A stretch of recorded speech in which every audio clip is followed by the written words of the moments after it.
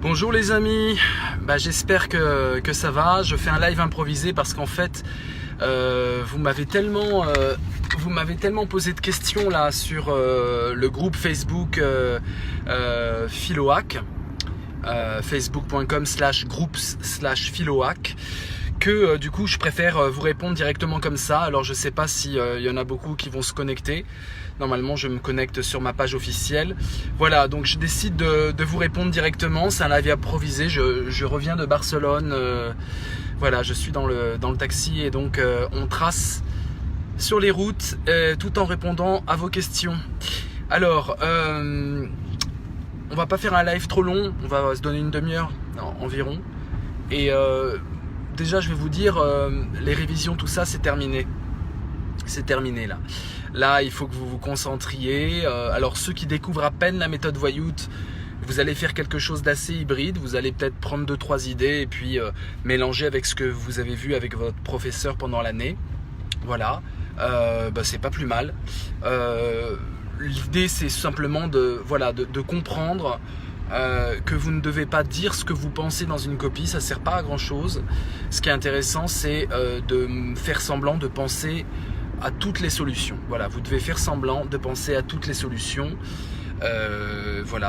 Et donc vous devez envisager ce que vous pensez comme des thèses pour lesquelles vous n'êtes pas d'accord. C'est pas grave, il faut en parler. Alors les définitions, oui, merci Rin, il y a eu beaucoup de questions sur les définitions. Je ne sais pas d'où vous sortez l'idée qu'il faille définir dans l'intro et puis après on s'en fiche. Non, votre dissertation est une tentative de définition. Et donc les mots du sujet, vous allez les définir et les redéfinir et les redéfinir et les redéfinir et même les redéfinir. Donc c'est pas je définis après c'est bon, c'est tout le temps je définis et je dois revenir sur mes définitions en disant mais on a défini ça comme ça, est-ce que c'est vraiment bien, je doute, vu ce qu'on a vu là dans telle référence, on peut remettre en question notre définition. Vous devez vous-même critiquer les définitions que vous avez données pour affiner, affûter, perfectionner, améliorer vos définitions. Donc c'est une lave en magma. Vous comprenez? C'est pas je définis et ensuite on n'en parle plus, c'est on ne fait que de parler de ça. Et d'ailleurs je dirais, votre note de philo au bac, elle évalue votre capacité à définir, à redéfinir, à dire non c'est trompé, on va redéfinir autrement. C'est ça qu'on évalue. Et c'est comme ça que vous aurez une très bonne note au bac. C'est parce que vous ne vous contentez pas de définir une fois pour toutes les mots du sujet. En l'occurrence, il y a 9 idées à avoir, eh bien vous devez définir et redéfinir 9 fois les termes du sujet, prendre des synonymes, montrer que vous approfondissez le sujet. Tout ça, bien sûr, c'est du bluff, on s'en fiche complètement. Ce qu'il faut, c'est donner l'impression que vous êtes en train de vous prendre la tête sur la définition du sujet tout au long de votre copie. Je crois que c'est clair, je ne peux pas être plus clair, j'espère que ça va. Vous posez des questions, alors vous êtes là, il n'y a pas de problème. Donc il n'y a pas de je connais une définition, il y a je travaille une définition. La définition, c'est à toi de la créer. C'est ça ta note du bac. Si tu crées des belles définitions, tu as 15 sur 20. Si tu crées des définitions un peu nulles, tu auras 9, quoi. Voilà. Donc c'est à toi de créer les définitions en philosophie et de les recréer sans cesse. Elles doivent évoluer tout au long de ta copie. C'est pour ça que tu mets des arguments et que tu développes et que tu dis oui, oui, oui, non, non, non, oui, mais, oui, mais, oui, mais. Oh là, est-ce que je peux avoir la moyenne sans mettre de référence philosophique ni de citation? Oui, bien sûr tu peux avoir la moyenne. Mais dans la méthode Voyout, on ne vise pas la moyenne. Dans la méthode Voyout, on vise un 15 sur 20. Donc je te conseille vraiment, Gabriel, de ne pas avoir dans ta tête l'idée que je dois assurer la moyenne. Tu dois tout défoncer. Voilà. Donc juste tu regardes le plan et tu appliques le plan que j'ai donné dans la méthode Voyout. Donc vous téléchargez Philohack, ceux qui l'ont pas fait, vous faites méthode Voyout, le plan, et tu respectes au moins le plan. Ceux qui débarquent là et qui n'ont pas le temps de plonger dans la méthode parce qu'il est tard, il faut que vous soyez en forme, juste contentez-vous du plan. En grand 1 je réponds oui, en grand 2 je réponds non, en grand 3 je réponds oui mais, je fais le malin, je montre que c'est plus compliqué que ça, je montre de la nuance, je suis mesuré et nuancé. Et en grand 3 petit c, la dernière sous-partie, je dis oui mais il faut être philosophe. Voilà. Oui mais c'est bien si on est philosophe, sinon ça marche pas. Alors, j'appréhende tellement cette épreuve. Rin, t'as peur, tu dois l'oublier demain. Tu es une warrior, tu vas avoir une excellente note. Donc tu oublies ta peur demain. tu te concentres sur le plan, tu te concentres sur 9 idées. Elles vont venir quand tu seras devant ta copie, t'inquiète pas. Là, ce soir, tu te rassérènes, tu te détends, tu repenses à 2-3 livres que tu as lus, 2-3 trucs d'histoire où tu es assez calé, les références, et tu t'amuses demain, et tu t'éclates demain. N'aie aucune crainte. N'aie aucune crainte si tu fais le plan, si tu respectes le plan et que tu redéfinis tout le temps les choses, tu auras une très bonne note. Voilà, tu auras une très bonne note. Sur 40 retours l'année dernière, il y a eu un seul qui a eu 9 sur 20 et je ne sais pas pourquoi, parce qu'à mon avis, il m'a dit qu'il a fait la méthode Vayout, mais à mon avis, il a dû débarquer au dernier moment. Et les autres ont eu 16 de moyenne, sur 40 retours, 16 de moyenne. On a eu plein de 18 sur 20, on a eu plus de 15 18 sur 20.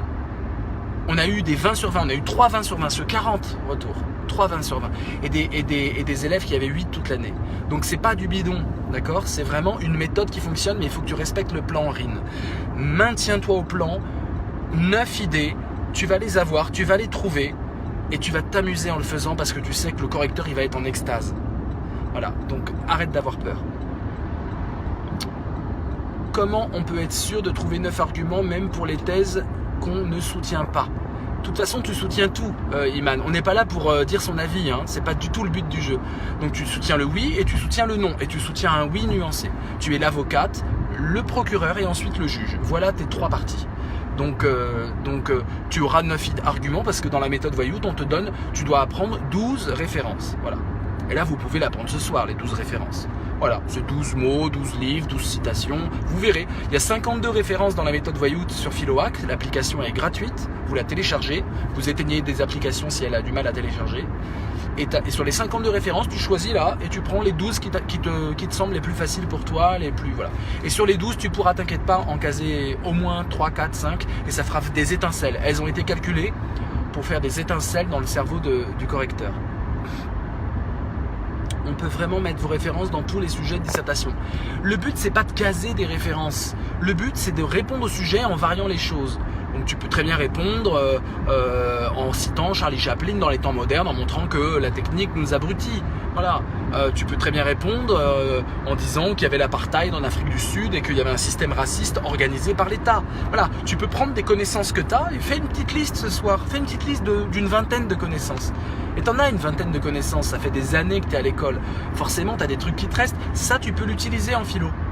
Tu peux très bien parler du Petit Prince si tu lui en parles précisément. Tu vois, tu peux très bien parler, tu peux parler un peu de tout tant que c'est un peu vieux, un peu vintage et que le prof, ça lui dit quelque chose. Donc tu les as les références. N'ayez pas peur de ne pas avoir d'idées. Vous aurez des idées. Vous inquiétez pas, puisque vous êtes un avocat pendant une partie, vous allez plaider pour le oui. Ensuite, vous allez plaider pour le non. Les idées, vous allez vouloir convaincre. Il faut vouloir convaincre le correcteur.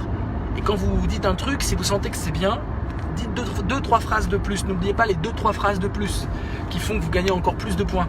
Dès que vous sentez que ce que vous faites est bon, vous devez le sentir, vous serez content de vous. Vous verrez, hein, même Rin qui a peur, elle sera contente d'elle. À un moment, elle dira waouh, j'ai tué là. Quand tu dis ça, quand tu te dis ça dans ta tête, waouh, là ce que je dis est bon, rajoute 3 phrases au lieu de t'arrêter. Pour vraiment avoir 15 sur 20 et pas 10, il faut que quand vous sentez que vous êtes inspiré, vous mettez les 3 phrases en plus avec des punchlines, vous vous amusez. Vous allez voir, là vous avez peur parce que vous n'êtes pas devant votre copie. Quand l'épreuve va commencer, vous allez être des warriors. Vous allez être des warriors. Aucun problème. Là je sais que la connexion est mauvaise, j'espère que ça va. Je n'ai pas compris la méthode d'intro, possible d'expliquer mieux. Oh là là, il y a 7 phrases. Hein, donc là, il y a un live hier, tu regardes le live, je résume un peu ces 7 phrases, et il y a un live de référence. Mes amis, pour Lila, essayez de copier-coller le lien HTTP de la vidéo de référence si vous l'avez là. Parce que là, je suis dans le taxi, la connexion est faible. Bon voilà, donc il y a 7 phrases d'intro, tu les respectes à la lettre. Voilà, tu fais thèse, ensuite antithèse. Tu commences par un micro-trottoir. Nous pensons spontanément que, et tu dis ce que tout le monde répondrait au sujet spontanément. Ce que tout le monde dirait oui ou non. Et t'expliques pourquoi. À chaque fois, t'expliques pourquoi. La clé, c'est qu'à chaque fois que vous balancez un truc, vous devez expliquer pourquoi. Vous n'avez pas le droit de balancer des arguments sans dire pourquoi c'est intéressant, pourquoi ça répond au sujet, etc. J'espère que je suis clair. À chaque fois dans votre tête, vous devez dire et pourquoi je dis ça, et pourquoi. Le prof lui va dire ah oui, tu dis ça, t'es un marrant toi, et pourquoi. Le prof lui, il a qu'un seul mot dans la tête. Pourquoi tu dis ça? Pourquoi? Prouve-le, prouve-le, prouve-le, prouve-le, prouve-le. Donc vous devez le prouver. Vous devez lui donner des arguments pour bien vous noter. Pour être le meilleur. Le bac est un concours, contrairement à ce qu'on vous dit, c'est pas un examen. Il faut être le meilleur du paquet de copies de votre correcteur. Il a plus de 100 copies à corriger alors qu'il fait beau dehors et qu'il a autre chose à faire. Donc vous devez l'épater. Donc vous devez répondre pourquoi, parce que lui il aura du pourquoi dans la tête. Et ceux qui ont en dessous 10, 10, 12, c'est-à-dire des mauvaises notes par rapport à la méthode Voyout, puisqu'on a 16 de moyenne, eh bien c'est ceux qui balancent un truc. Ouais, c'est comme ça. Non, pourquoi? Tu dois dire pourquoi. Tu peux pas balancer un truc sans dire pourquoi. Vous comprenez ce que je dis? Est-ce que c'est un peu clair? À chaque fois que vous balancez un truc, genre un argument, vous devez expliciter pourquoi ça répond, pourquoi vous le dites, au nom de quoi vous le dites. Voilà. Alors Lucas, peux-tu faire un exemple de 3C car je ne vois... Écoutez, le 3C, je vous le répète, mais je vais vous le dire très simplement. Le 3C, si vous avez un plan oui, non, oui, mais, le 3C c'est oui au sujet, mais il faut être philosophe. Je ne peux pas faire plus simple, Lucas.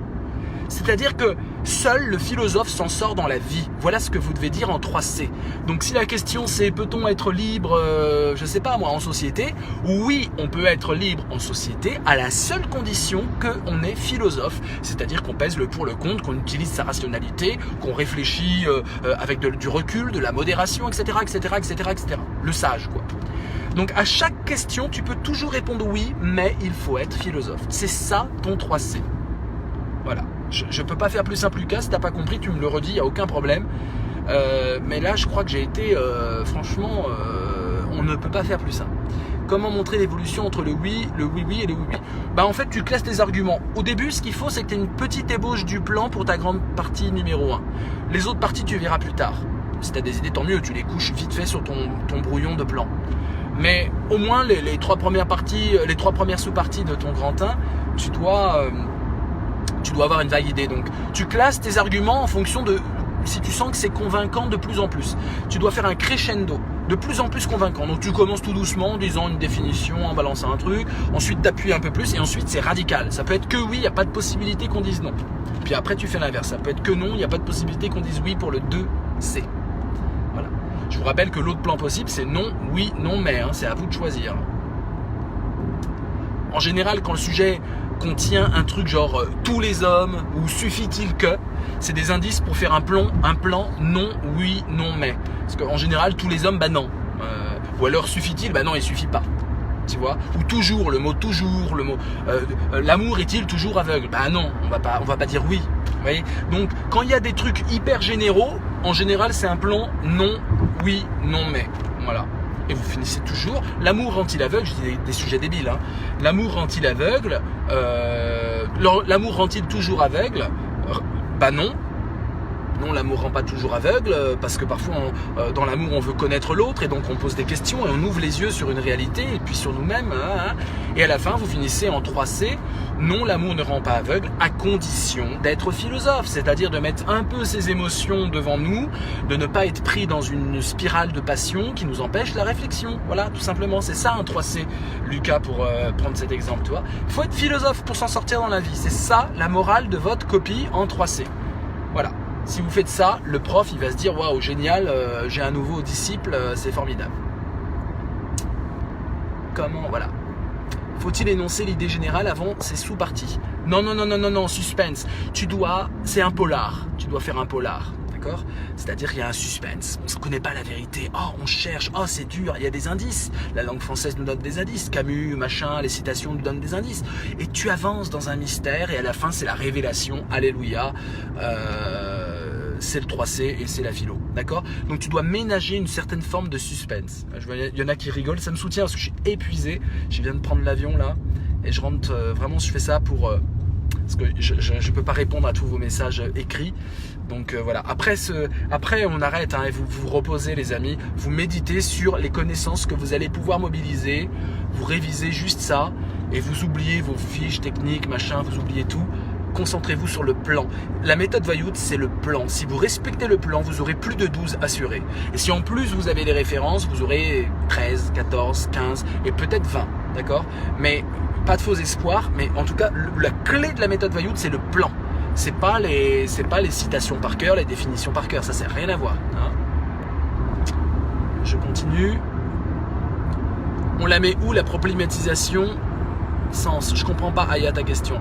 La problématisation c'est la problématique, c'est ça que tu veux dire, hein, c'est ça je pense. C'est la troisième phrase de ton introduction. Première phrase tu dis on pense spontanément que A. Deuxième phrase tu dis pourtant en fait A c'est faux. Troisième phrase alors comment A peut être vrai et faux. C'est ça la problématique. Dès lors comment? Ça commence par dès lors, virgule, comment, hein, dès lors, D-E accent grave. Voilà, merci Cécile de m'aider. Parce que je vais dormir là. Pourquoi pourrais-tu faire un résumé des auteurs passe-partout? Ça sert à rien Yanis. D'abord je te l'ai déjà fait, t'exagères parce que tu m'as posé la question et je t'ai déjà dit Kant, Platon, Descartes, Aristote. Mais ça sert à rien Yanis. Tu n'es pas voyou si tu fais ça. Tu es un petit élève bien scolaire qui aura son petit 10 quoi. Nous ce qu'on veut c'est 15 Yanis. Là t'es dans la cour des braqueurs de philo là. T'es dans la cour des grands là. Arrête de jouer comme ça, arrête de jouer, hein, c'est quoi les auteurs? Non, il n'y a pas d'auteur, laisse tomber. Tu prends tes 12 références, tu les balances et le prof il est en extase. On n'est pas là pour faire des références avec des auteurs. On s'en fout complètement des auteurs. Franchement, hein, rien à faire. Donc essaie de viser beaucoup plus haut, tu vois. Là t'es un petit braqueur du dimanche là. Tu te feras avoir là. Non, faut vraiment faire un casse là. Faut vraiment que le prof il se souvienne de votre copie pendant 3 ans quoi. Ouais. Faut que vous lui fracassiez la tête. Donc c'est pas parce que tu cites le philosophe attendu que tu vas lui fracasser la tête, c'est parce que tu appliques la méthode. D'accord? Les parties et les références qui explosent la tête de ton prof, de ton correcteur. Faut-il définir les termes de l'intro avant les 7 étapes ou comment faire? Écoute, tout le temps tu dois reformuler le sujet, donc prendre des synonymes. Ça donnera l'impression au professeur que tu es en train de faire un travail de redéfinition. En fait, t'en as rien à foutre. Hein, en fait, t'en as rien à foutre de définir. Mais il faut donner l'illusion que tu définis. Donc, si le sujet c'est l'amour rend-il toujours aveugle, bah tu vas dire la passion. Tu vas essayer de définir l'amour, c'est la passion, le désir. Tu prends tous les mots qui ressemblent et tu essaies de faire genre. Tu fais genre t'es un bourgeois qui passe à la télé et qui a sa prose de bourgeois à jouer sur les mots et à enculer les mouches. Voilà, tu dois enculer les mouches pendant 4 heures. Voilà, tu dois donner cette impression-là. C'est là-dessus qu'on t'évalue. Donc tu dois faire genre. Donc tu redéfinis tout le temps. Tu comprends? C'est pas je définis et j'ai raison. T'as pas raison. C'est toi le boss. C'est toi le boss de ta copie. Tu définis comme tu veux tant que tu dis pourquoi. Tu as le droit de définir comme tu veux tous les termes. Mais il faut que tu expliques pourquoi. C'est quand même génial. C'est pas parce que tu sors la définition du petit Robert ou du petit Larousse que le prof va te mettre une bonne note. C'est parce que tu définis et t'expliques pourquoi tu définis comme ça. Tu es libre. Tu peux même ne rien avoir dans la tête et tu y arriveras avec ce système. C'est ça qui est génial. Et c'est pour ça que je fais ce live. Parce que je sais que, et là j'entre dans la nuit ténébreuse. J'espère que ça va capter. Doit-on, dit Messine, doit-on définir notre sujet? Par exemple, si on tombe sur le désir et besoin, expliquer la nuance. Oui, je l'ai dit au début de ce petit live, tout le temps tu définis. En fait, c'est une entreprise de définition. Et la conclusion, j'ai réussi à définir le truc. C'est à la conclusion que tu arrives à une définition à peu près stable. La dissertation de philosophie, c'est une définition qui dure 6 pages, qui dure 4 heures. Donc on n'en finit pas de définir. On ne se débarrasse jamais du fait de définir. C'est l'action numéro 1 de votre exercice demain pendant 4 heures. Définir, redéfinir, redéfinir, redéfinir. Messine, ça va? Tu es avec nous, hein? Lucas, merci, c'est bon, j'ai compris. J'ai trouvé ça plus compréhensible. Ok Lucas, super. Allez, courage, vous allez tout exploser. Je suis quasiment sûr que vous allez tout exploser. Même ceux qui débarquent, ils vont exploser. Même ceux qui débarquent. Respectez le plan. La clé, c'est le plan. Le 14/20, c'est le plan. Le contenu, tout ça, vous aurez les idées. Vous inquiétez pas, c'est le plan. Le plan. Et cette énergie de définir, de dire pourquoi, de définir, de dire pourquoi, de définir, de dire pourquoi, de prendre des synonymes. D'accord? Et de répondre à chaque fan sous-partie, c'est-à-dire 9 fois, 3 parties, 3 sous-parties, de répondre au sujet. Oui, mais alors vous dites pas oui comme ça, mais vous devez répondre au sujet. Comme ça, vous êtes sûr que vous ne faites pas de hors-sujet. Faut-il définir les... C'est gentil, merci Rine. Qu'est-ce que tu penses de ce sujet, Maxence? Une œuvre d'art doit-elle nécessairement nous émouvoir? Eh bien, c'est un beau sujet, Maxence. Je dirais que l'œuvre d'art doit-elle nécessairement... Bah non, là on voit bien qu'on va partir sur du non, oui, non, mais, parce que nécessairement ça nous enferme, et on n'est pas là pour être enfermé, on est là pour être libre. La philosophie, c'est la liberté, d'accord? Donc l'œuvre d'art doit-elle nécessairement? Bah non. D'accord. Premièrement, elle doit pas nous émouvoir, l'œuvre d'art, elle doit, je sais pas moi, protester contre l'époque, elle doit faire gagner de l'argent à l'artiste, hein, elle doit, sur le marché de l'art, elle doit être belle et originale, c'est pas forcément nous émouvoir, être belle et originale, enfin belle oui, mais être original, ça peut ne pas être émotionnel. Voilà, donc tu commences par non, voilà, tu dis bah non, non, et puis super non. À partir du moment où on est ému, c'est qu'on n'a pas affaire à une œuvre d'art, ça c'est le grand 1 petit c, tu vois, tu radicalises. Le mot radicalité, avec ces temps de terroristes, est un mot qui, en fait, n'est plus à la mode. Mais le terrorisme, ça s'appelle du fanatisme. On peut être radical dans la vie. Et sur votre copie, vous devez être radicaux. Vous devez radicaliser 2 fois le grand 1 petit c et le grand 2 petit c. C'est-à-dire qu'une œuvre d'art doit-elle nécessairement nous émouvoir? Le grand 1 petit c, c'est absolument pas. C'est-à-dire si ça nous émeut, c'est pas de l'œuvre d'art, c'est de la décoration, c'est du Walt Disney, c'est du blockbuster au cinéma, mais c'est pas. L'œuvre d'art se définit pas par l'émotion. D'accord? Tu radicalises.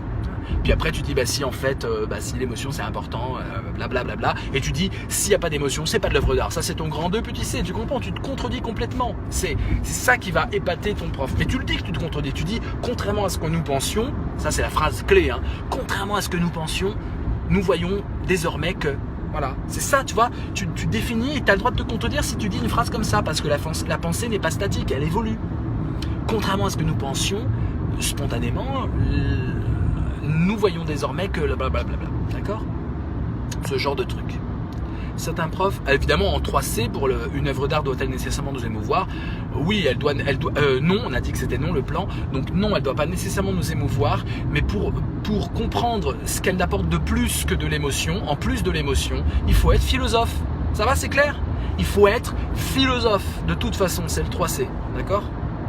Certains profs sont beaucoup trop méthodiques et sont trop stricts par rapport à une certaine méthodologie. Je pense aux professeurs un peu vieux de la vieille école. Si on tombe sur ceci, la méthode voyoute est calculée pour faire jouir tous les professeurs. Je ne peux pas vous le dire mieux. Les jeunes qui débarquent, ceux qui sont nuls, ceux qui sont bons, les professeurs géniaux qui vous inspirent et les professeurs aigris qui vous ennuient. La méthode voyoute est la moyenne calculée pour que tous les profs, à l'unanimité, soit en extase devant votre copie. Elle a été faite pour ça. Ça fait 3 ans qu'on la teste. On a des notes explosives. Donc ça marchera. Et les profs qui rallouillent là, parce que c'est un peu provoquant cette méthode, c'est vrai, j'avoue. C'est en fait l'épreuve qui est provocante. Si on arrive à la contourner, c'est une provocation. Mais il se trouve qu'on arrive à la contourner. Bon, donc, eh bien, les profs là, même quand les profs qui râlent, quand ils auront un élève qui aura une copie faite sur la méthode voyoute, ils ne la verront pas et ils mettront une bonne note. Je vous garantis qu'ils mettront eux-mêmes une bonne note. Donc il n'y a aucun problème. Tous les profs mettront des bonnes notes à votre méthode. Sauf des fous furieux, et peut-être que ça existe au bac en tant que correcteur du bac. Mais là, je peux pas. Vous pourrez peut-être. Il y a des recours. Hein, si vous avez une super mauvaise note et que vous êtes sûr que vous avez réussi, bah faites les recours nécessaires. Je les connais pas, mais on vous tiendra informé pour voir votre copie au moins. Vous n'avez pas un exemple de rédaction faite utilisant la méthode voyoute? Non, j'en ai pas là. Mais bon, peu importe. Le problème avec les exemples, c'est que vous allez vouloir apprendre par cœur. Je vous connais, juste avant le bac, on est très scolaire. Il ne faut pas apprendre par cœur. Gardez l'esprit libre. Là, ce soir, oubliez les choses. Oubliez, ça va revenir. Ça va revenir. Oubliez un peu les trucs là. Reposez-vous et faites le point de vos connaissances. Il me faudra un exemple d'apologie à la philo en dernière position. Je viens de vous le faire 5 fois, Christophe. Tu dis, il faut être philosophe, quoi. Et puis le philosophe, c'est le sage, celui qui utilise sa raison, celui qui prend de la distance, qui utilise son jugement critique. Oh, c'est les mots que vous devez balancer en 3C. Hein. Jugement critique, rationalité, modération, dialogue. Voilà, c'est ces mots-là. Ces mots-là doivent exploser en 3C. Voilà. Christophe, je pense que c'est bon. Je définis comme je veux. Oui, mais tu dis pourquoi. Tu dis pourquoi tu définis comme ça. Voilà. Merci beaucoup pour tout, c'est gentil. Excusez-moi, je fais un peu la gueule parce que je suis épuisé. Mais je suis vraiment avec vous de tout cœur. Mais là, je sors de l'aéroport, de l'avion là. Idée d'un bon film philosophique pour se détendre ce soir? Non, parce que tu vas vouloir le citer. Ne fais rien ce soir.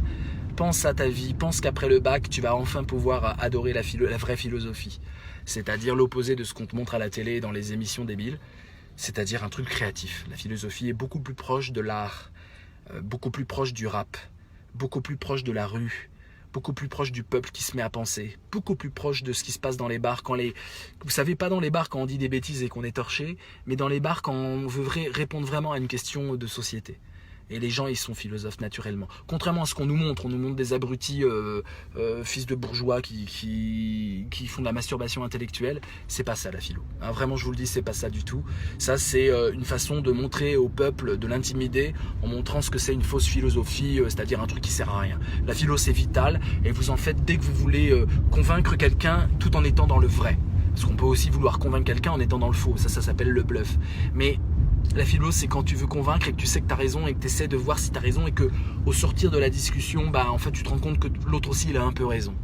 L'autre aussi, il a un peu raison. Il n'y a personne qui a totalement raison à 100%. C'est ça la philo. C'est quand tu comprends que la vérité, c'est un truc un peu plus flou que ce que tu crois. C'est juste ça la philo. Et donc la philo, vous en faites depuis longtemps en fait. Vous avez des moments de philosophie. Idée d'un bon film philosophique, je vous en donnerai après, mais pas de film ce soir.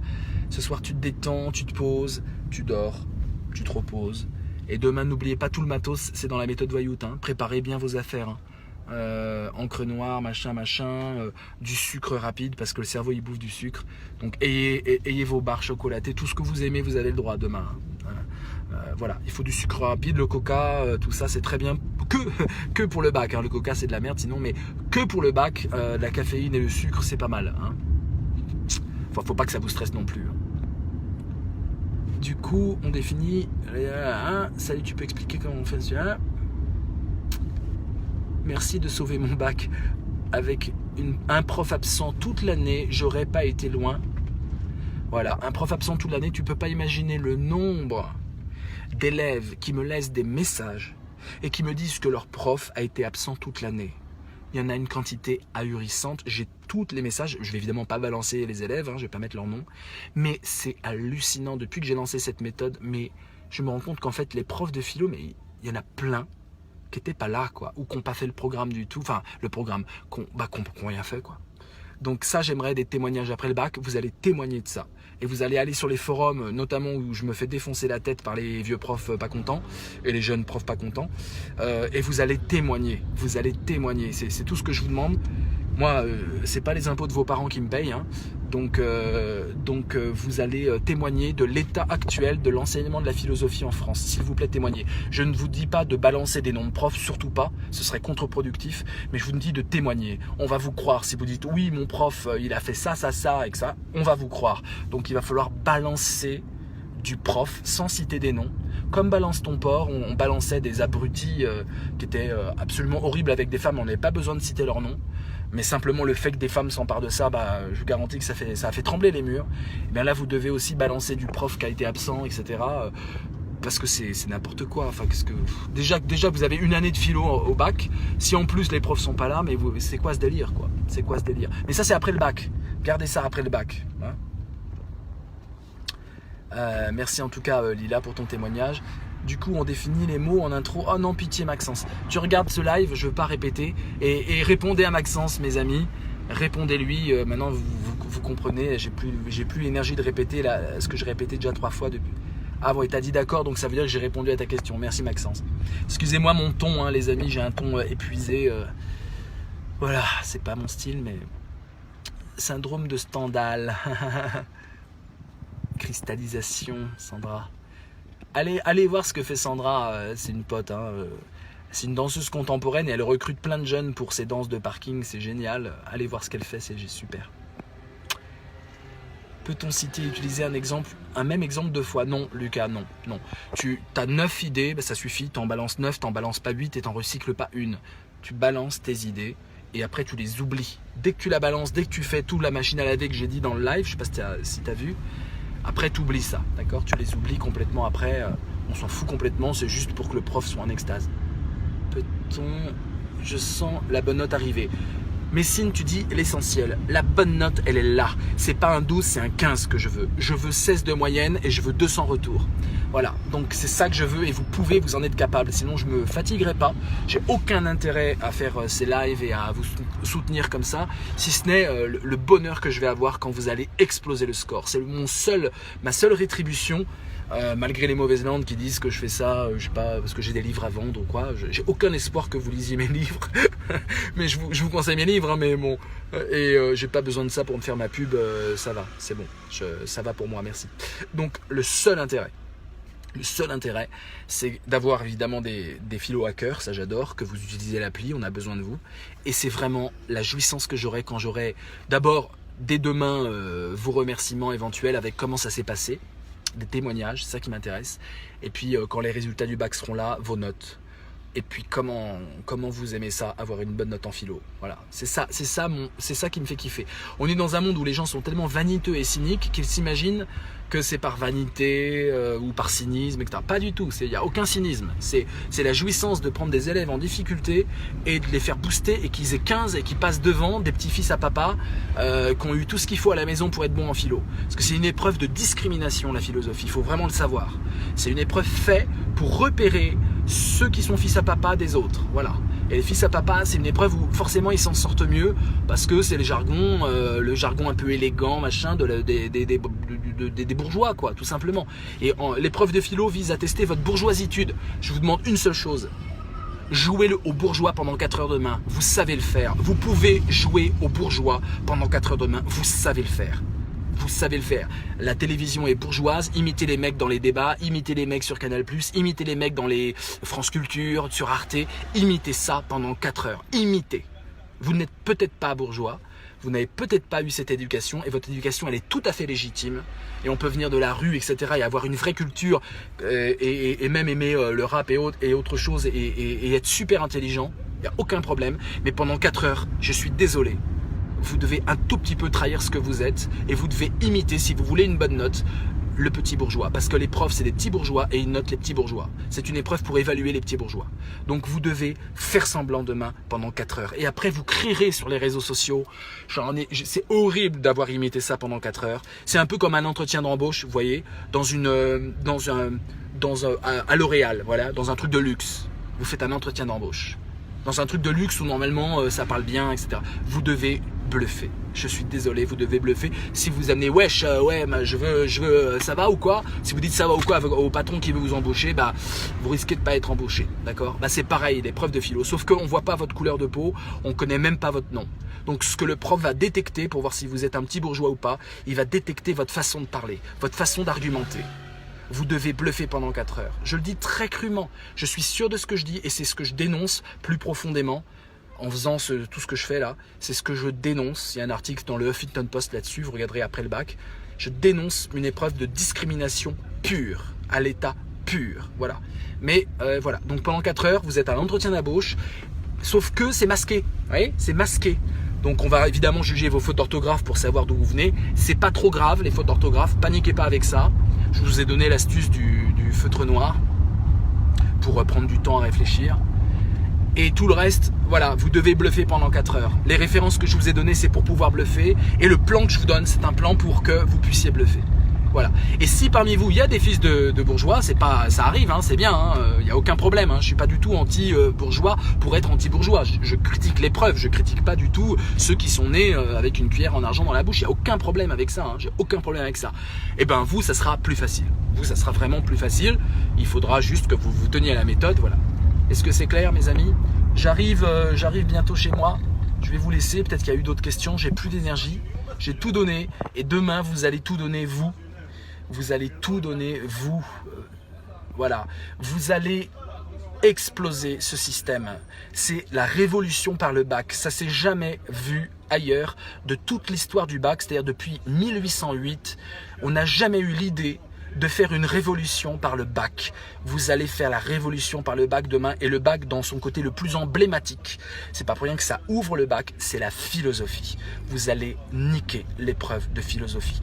Je suis avec vous, force à vous, dormez, reposez-vous, gardez à la tête, gardez en tête que le but du jeu, c'est un 15 sur 20, c'est pas un 10 sur 20. C'est un 15 sur 20, c'est pas un 10 sur 20. faites tout ce que je vous ai dit, redéfinissez tout le temps, bluffez à 200% et vous allez exploser le système. Et après, on se parlera vraiment pour philosopher, vous et moi, parce que vous êtes philosophe, évidemment, aussi. À bientôt les amis, courage. À bientôt, je compte sur vous.